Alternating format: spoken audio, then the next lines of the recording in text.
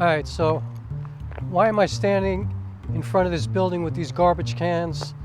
Not the greatest place in the world, but what's cool about it is this is an old drive-in theater. And I love doing videos here because nobody bothers me.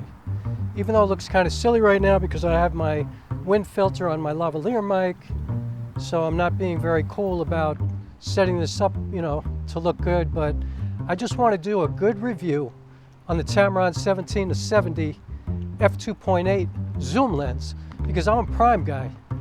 But I got this lens recently and I'm going to tell you why, and I'm also going to tell you in real life terms how it works and try to show you by giving you some simple examples. And the reason I'm standing here is because I'm in between this little picnic table and this picnic table.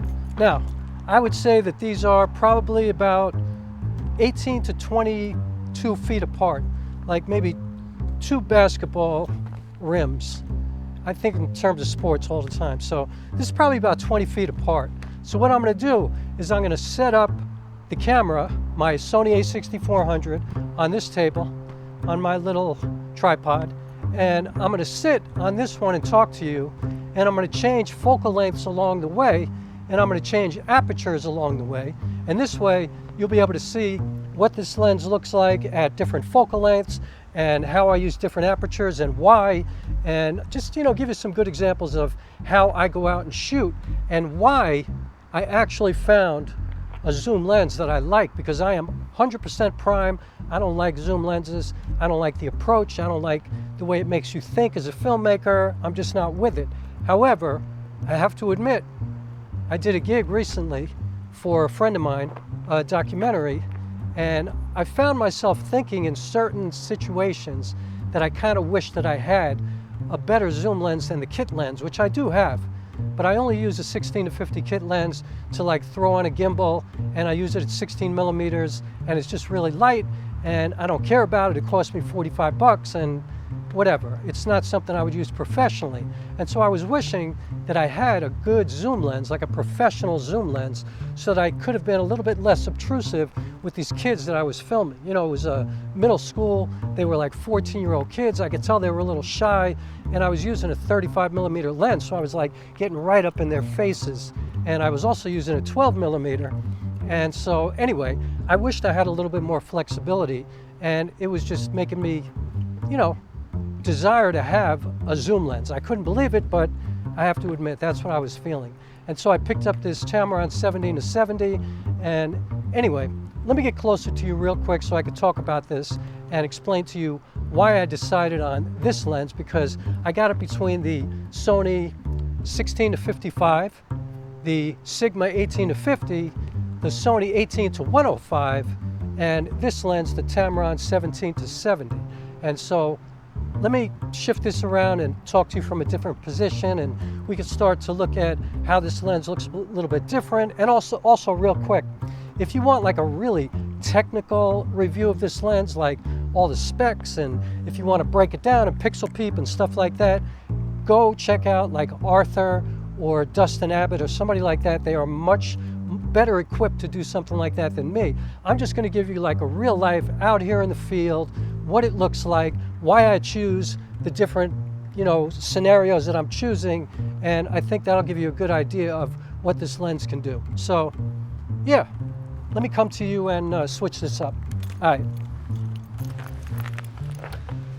right, so let's start at 17 millimeters, and my aperture is at f8. Now, why did I choose f8?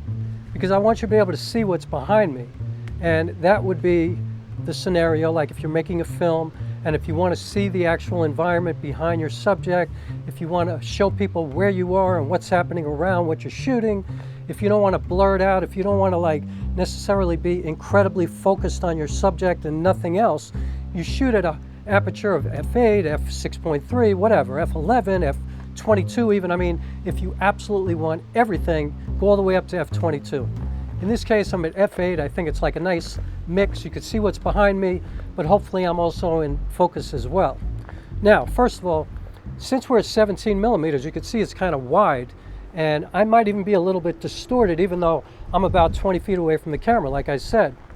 I wanted to talk real quickly about why I chose the Tamron 17-70 over these other lenses. Now, I looked at the 16-55. It's $1,400. It's a Sony lens. It's supposed to be the sharpest of all the lenses. I checked it out, and it was the least appealing to me, honestly, because it costs so much more money than my camera. And so then I started to look at the Sigma 18-50 because it's gotten incredible reviews. And one of my favorite filmmakers named Marzia Zaru used it, and she said that she loves it. And so I was seriously contemplating the 18-50. However, it doesn't have stabilization, and neither does a Sony a6400, my camera. The Tamron has what's called vibration control, VC, which is the same thing as the OSS, which is the stabilization that Sony uses. And so I wasn't sure that that was really going to make that much of a difference, but I have used the Sony 18-105 in the past, which is a zoom lens that does have OSS, optical steady shot, and the stabilization on that lens worked really, really well. So I just assumed, took a leap of faith, that the stabilization on this Tamron would be really good. I thought about the 18-105, but I didn't want to be locked into an f4. It only went as fast as f4, which meant I was not going to be able to get as much light in darker scenarios, and I wasn't going to be able to control the bokeh behind me as much either. So I felt like this Tamron is going to give me more options for creative control. Like I was going to be able to make more artistic decisions based on this lens. So that was another couple of points for the Tamron. So anyway, even though the Tamron was about $200 more expensive than the Sigma, I thought that was going to be the best for me, and it got great reviews, and I found it at B&H on sale for $6.99, so I snatched it up. So that's why I chose it. So this is me talking to you at 17 millimeters. I'm at f8, so you should be able to see a lot behind me. Hopefully I'm in focus here. I guess I won't know until I get home, but this is actually kind of a good test for that as well. Like, how quickly can this pick me up in focus? Is it as good as the native Sony lenses on this camera? Every reviewer says it is, so I guess we'll see. All right, so let me switch focal lengths. I'm going to go to 24, and let's see what that looks like. So I'm going to switch up.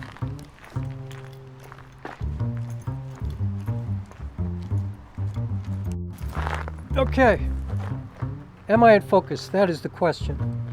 Or how long does it take to get me in focus? That is the question. I can't see from this far away.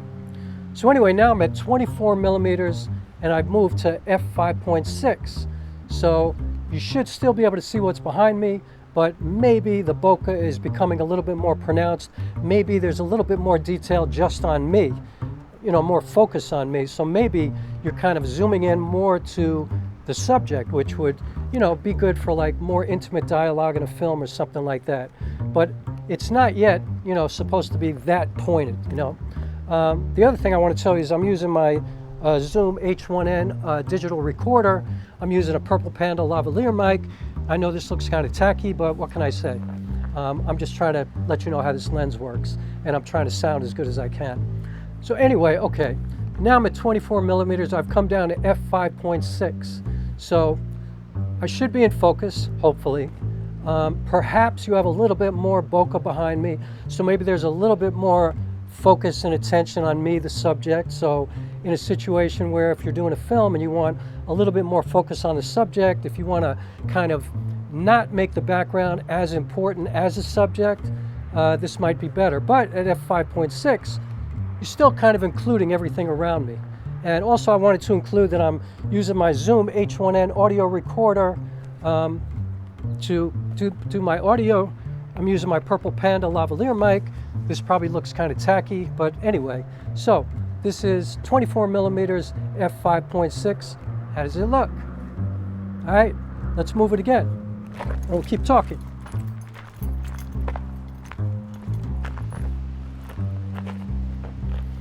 Okay, am I in focus? We are now at 35 millimeters f4. So, probably getting a little bit more intimate now. You're getting closer to me. You're probably having a little bit more bokeh behind me. This is one of my favorite focal lengths to shoot at. Let's talk about the A6400 for a second real quick and how that affects this lens. Because a lot of people don't know. Most people do know, and so, you know, if you do, don't worry about it. Skip over to the next part. But Sony A6400 is an APS-C camera, which means it's a crop sensor, which means it's 1.5 times equivalent to a full frame, which means that when I was shooting at 17 millimeters before, that was actually shooting at about 25 millimeters, right, 25. And when I was shooting at 24, that was actually 36 millimeters on a full frame equivalent. And now I'm shooting at 35, which is the equivalent of about 52 millimeters. So kind of like a really good portrait focal length. And again, I'm shooting at f4. So there should be a little bit more bokeh behind me now as we get closer. Which means it's getting a little bit blurred behind me. I would choose this for when I'm really getting to some serious dialogue in a film, or when I want to get closer to things, obviously. This would be a creative choice to get to 35 millimeters on the Sony, which again is the equivalent to a 52 millimeters. So let's move up again and keep this discussion going, and let's get to the next focal length.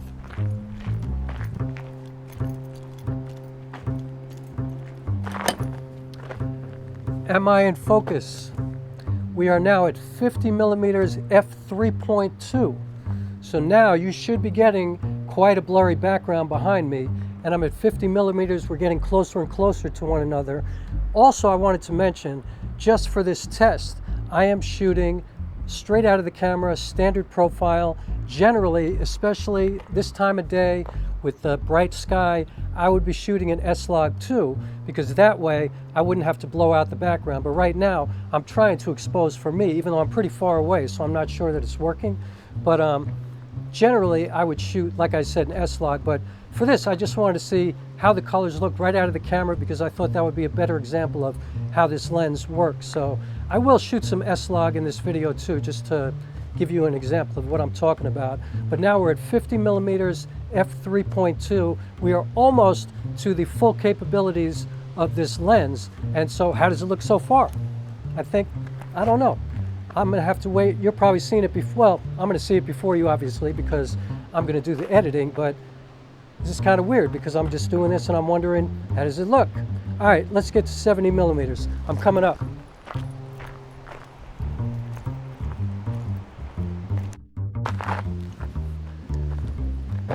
Am I in focus? We are at 70 millimeters f2.8. We have maxed out the lens. We are as close to one another as we can possibly get from 20-ish feet away. And we have as much bokeh behind me as this lens will allow at this distance. The other thing to remember is every time I bring that aperture closer to a lower number, we're letting in more light to the lens, so I had to adjust with my ND filter to make sure that my exposure is correct. So how does it look? 70 millimeters at this length. I would use this for some very intimate, very serious dialogue.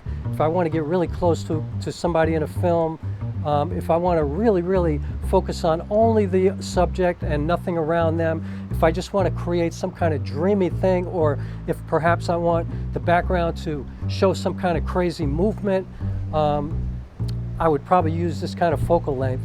It's really windy out here. I hope this thing is working. So anyway, like I said, as the aperture gets to a lower number, we're letting in more light. And so how does it look? All right, let's move it again and let's talk more about this and finish this up.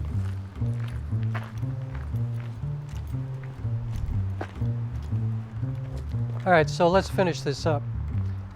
Right now, I am at 24 millimeters on this lens, which is the equivalent of like 36 or roughly 35 millimeter, which is actually my favorite focal length because it doesn't really distort me, and it's a good, decent wide lens, but not too wide, decent wide focal length, sorry, but not too wide, and it just, looks like the most natural to me.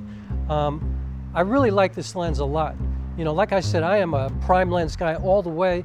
I like to make my own decisions. I don't like to, like just zoom in and out for no apparent reason. I like to use focal lengths for a very, very specific purpose. You know, I always shoot with intention. So the thing is this, I think the fact that I'm a prime person makes me be able to get the most out of this lens. Like, I'm not just taking this lens and just running around, you know, zooming in and out because I can. I'm still thinking, what focal length do I want to use for this scene? You know, does this require a really wide focal length where I want to maybe create some kind of a weird feeling, like a distorted feeling or an odd kind of feeling? Or do I want things to just look like real life? Or do I want to get really, really close to the character and create all kinds of bokeh? Like, then I can just set the lens to what I want. And the cool thing about this lens is that it's pretty much just as good as the prime lenses that I have.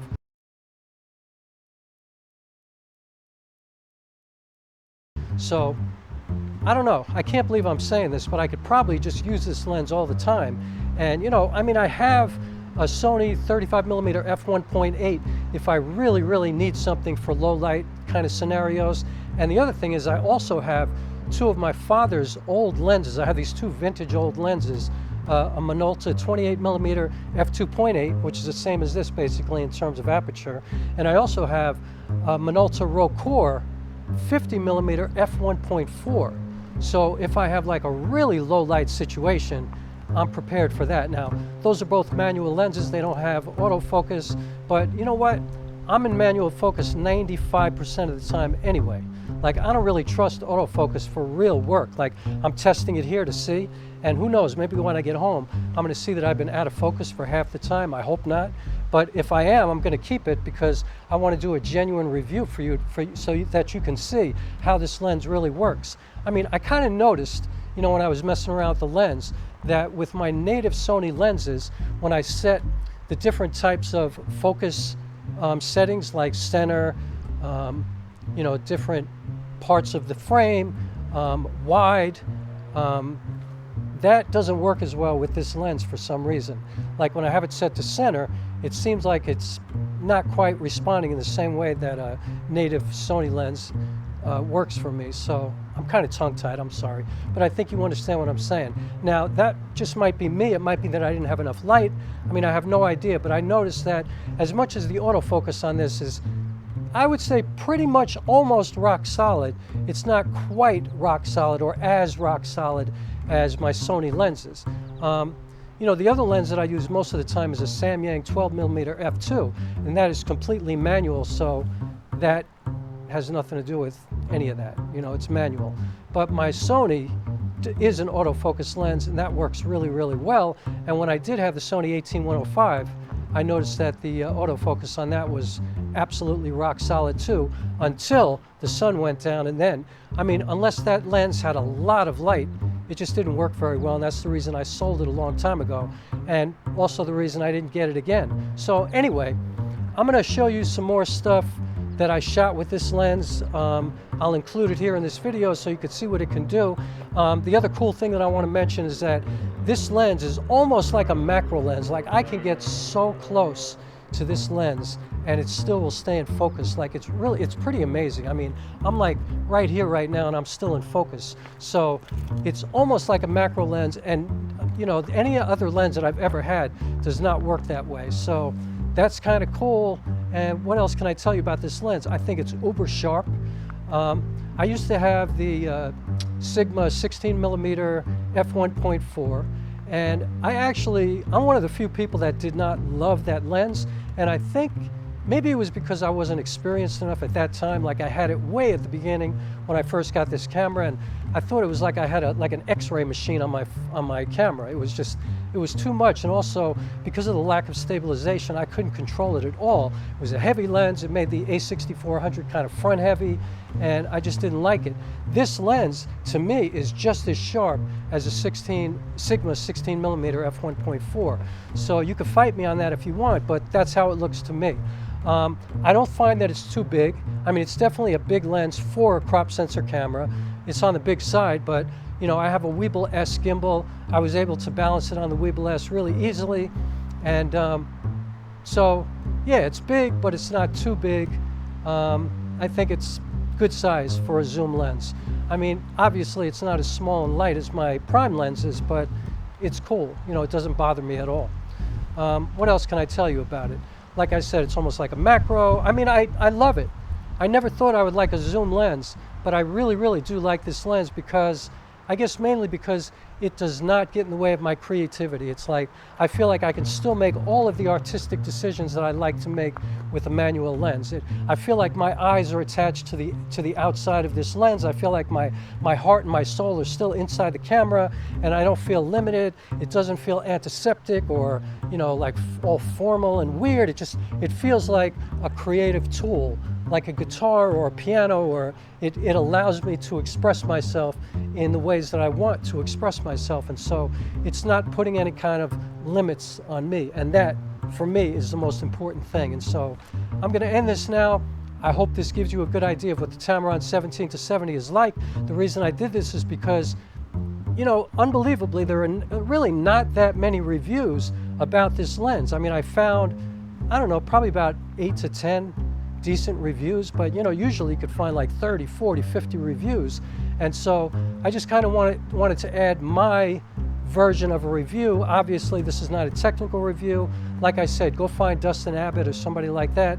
They give unbelievably good reviews and give you all of the technical aspects that you're looking for. But if you just want like a real world, this is what it looks like out here when you're shooting, I think this kind of covers everything. So thanks so much for watching. I hope that you're watching my other videos. I'm doing this thing called Stories in 4K, which I'm sharing just stories from my life and also talking about the lenses that I use and why I'm using them and, you know, how I make the decision to use them. And, you know, because for me, here's the thing. For me, lens use is like a spiritual practice. Like I have just become obsessed with why do you use a certain lens and, you know, what is the purpose? What's your intention? You know, how does this add to what you're trying to say or what you're trying to communicate in your film? You know, or the same thing if you're just taking still shots, it's the same thing to me. Like, why are you using that lens? And, you know, the other thing I like about having a prime lens, you just have to know how it is and you have to move around to get what you want. With a zoom lens, it kind of gives you the opportunity to obviously zoom in and out, but, you know, for me, I don't really like that. You know what I mean? Like, I like to do things the way I like to do them. I like to move. I like to be with intention. I like to know why I'm using a particular focal length all the time. So anyway, now I'm just starting to babble, so I'm going to end this. Thank you so much for watching. Please subscribe. Please hit the like button if you like this, and I will see you on the next video. Peace.